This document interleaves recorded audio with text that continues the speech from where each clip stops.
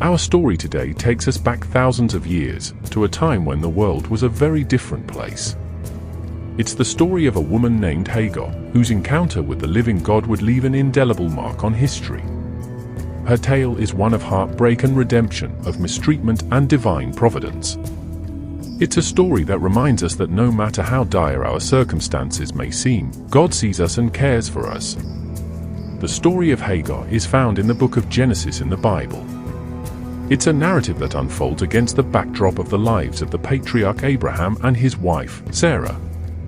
As we delve into Hagar's story, we'll discover that her life was deeply intertwined with theirs, and that her journey ultimately became a crucial part of God's unfolding plan for the world. Our story begins with Abraham and Sarah, a couple who had been promised by God that they would become the ancestors of a great nation. But there was one problem: Sarah was barren, and she and Abraham had no children. In those days, a woman's worth was often measured by her ability to bear children. Sarah, no doubt, must have felt the weight of this social stigma and the disappointment of not being able to fulfill God's promise. It's easy to imagine the pain and frustration she experienced, month after month, as she longed for a child of her own. One day, Sarah came up with a plan.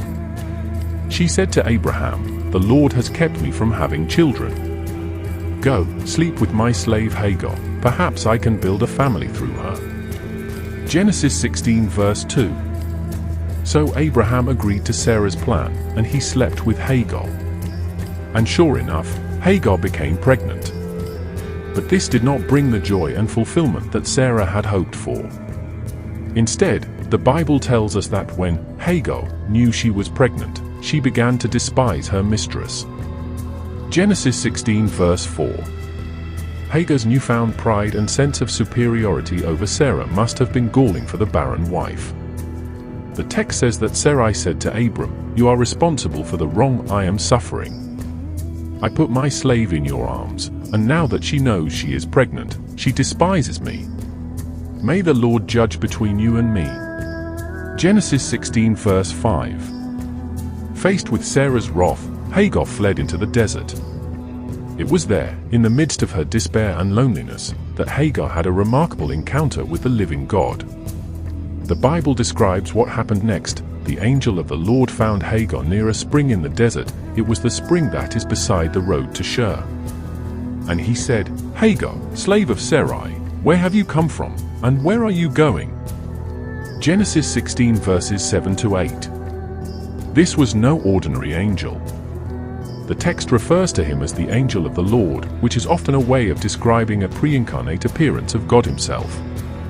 And the way he addresses Hagar, calling her by name and acknowledging her status as Sarah's slave, reveals an intimate knowledge of her situation. Hagar must have been stunned by this divine encounter. But even more incredible is what happened next. The angel said to her, "Go back to your mistress and submit to her." Genesis 16 verse 9. Imagine how difficult that must have been for Hagar. To be told to return to the very person who had driven her away, and to submit to her authority. But the angel didn't stop there. He continued, "I will greatly increase your descendants so that they will be too numerous to count."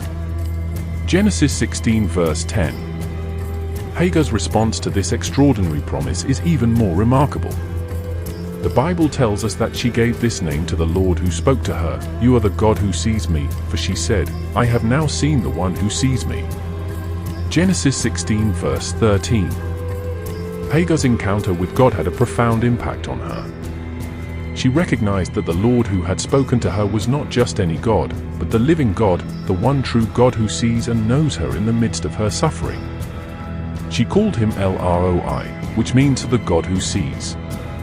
After this remarkable encounter, the Bible tells us that Hagar went back and submitted to Sarah.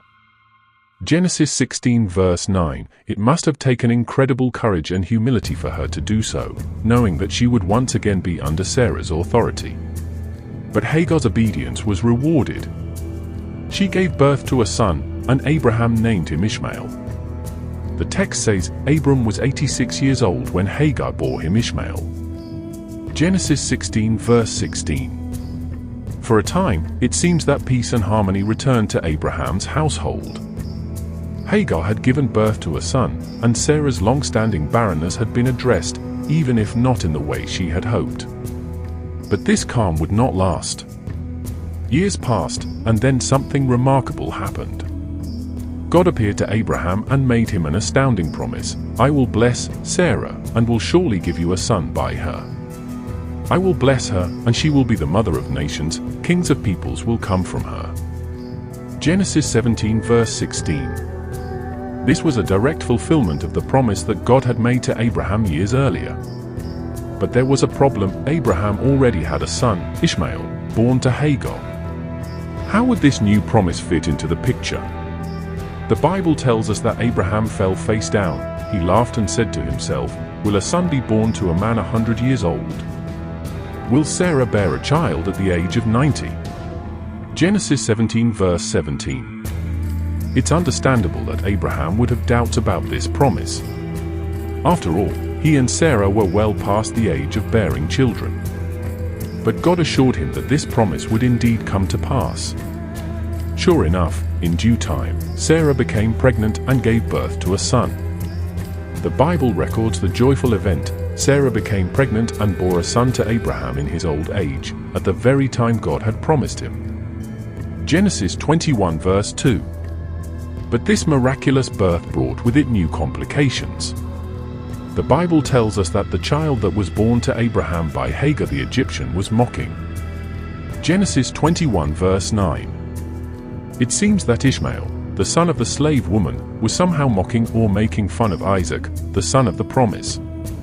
This must have been deeply troubling for Sarah, who had already endured years of Hagar's perceived superiority. Her reaction was swift and harsh. "Get rid of that slave woman and her son, for that slave woman's son will never share in the inheritance with my son Isaac." Genesis 21 verse 10. Abraham was distressed by Sarah's demand, but God told him, "Do not be so distressed about the boy and your slave woman. Listen to whatever Sarah tells you, because it is through Isaac that your offspring will be reckoned." Genesis 21 verse 12. And so, with a heavy heart, Abraham sent Hagar and Ishmael away into the desert. The Bible describes the scene as one of heartbreak and despair. Early the next morning, Abraham took some food and a skin of water and gave them to Hagar. He set them on her shoulders and then sent her off with the boy. She went on her way and wandered in the desert of Beersheba. Genesis 21 verse 14. Imagine the anguish and fear that must have gripped Hagar as she found herself once again in the vast and unforgiving desert, this time with her young son in tow. The text tells us that when the water in the skin was gone, she put the boy under one of the bushes. Then she went off and sat down about a bowshot away, for she thought, "I cannot watch the boy die." And as she sat there, she began to sob. Genesis 21 verses 15 to 16. Hagar's despair must have been overwhelming. She had lost everything, her position in Abraham's household, her security, and now, it seemed, even the life of her son. In her darkest moment, Hagar cried out to God. And once again, the God who sees intervened. God heard the boy crying, and the angel of God called to Hagar from heaven and said to her, "What is the matter, Hagar? Do not be afraid. God has heard the boy crying as he lies there. Lift the boy up and take him by the hand, for I will make him into a great nation." Genesis 21 verses 17 to 18. This was a remarkable echo of the promise that the angel had made to Hagar years earlier, when she had fled from Sarah. God had not forgotten her or her son. In fact, he had a plan to make Ishmael into a great nation. The text goes on to say that God opened her eyes, and she saw a well of water. So she went and filled the skin with water and gave the boy a drink. Genesis 21 verse 19. Hagar's faith had been tested, but God had proven himself faithful. He had seen her in her distress and provided for her and her son. The one she had called ROI, the God who sees, had indeed seen her and come to her aid. Hagar's story does not end there. The Bible tells us that God was with the boy as he grew up. He lived in the desert and became an archer. Genesis 21 verse 20. Ishmael went on to become the ancestor of a great people, just as God had promised. And Hagar's own legacy as the woman who encountered the living God has endured throughout the ages. In the New Testament, the Apostle Paul even uses Hagar's story as an illustration of the difference between the Old Covenant of law and the New Covenant of grace. He writes, "These things are being taken figuratively. The women represent two covenants. One covenant is from Mount Sinai and bears children who are to be slaves. This is Hagar." Galatians 4 verse 24. But Hagar's story is not just a historical footnote. It is a powerful testimony to the God who sees and cares for the most marginalized and mistreated members of society. Hagar was a slave, a foreigner, and a woman, all factors that would have made her vulnerable and devalued in her cultural context. Yet, it was to Hagar that God revealed himself in a profound way. He saw her in her distress and came to her aid. And in return, Hagar recognized the true nature of the God she had encountered. She called him ROI, the God who sees. This is a truth that has resonated with believers throughout the centuries. The God of the Bible is not a distant, uncaring deity. He is a God who sees, who knows our deepest sorrows and struggles, and who is willing to intervene in our lives. Hagar's story reminds us that no matter how dire our circumstances may seem, no matter how alone or abandoned we feel, we serve a God who sees us and cares for us. He is a God who is willing to meet us in our darkest moments and to provide for us in miraculous ways. The story of Hagar is a powerful reminder that God sees and cares for even the most marginalized and mistreated members of society. In her moment of despair and desperation, Hagar encountered the living God, who not only met her needs but also revealed himself to her in a profound way. Hagar's story has resonated with believers throughout the ages, for it speaks to the heart of who God is. He is not a distant, uncaring deity, but a God who sees, who knows our deepest sorrows and struggles, and who is willing to intervene in our lives. As we reflect on Hagar's remarkable encounter with the living God, may it inspire us to deepen our own relationship with the one who sees and knows us.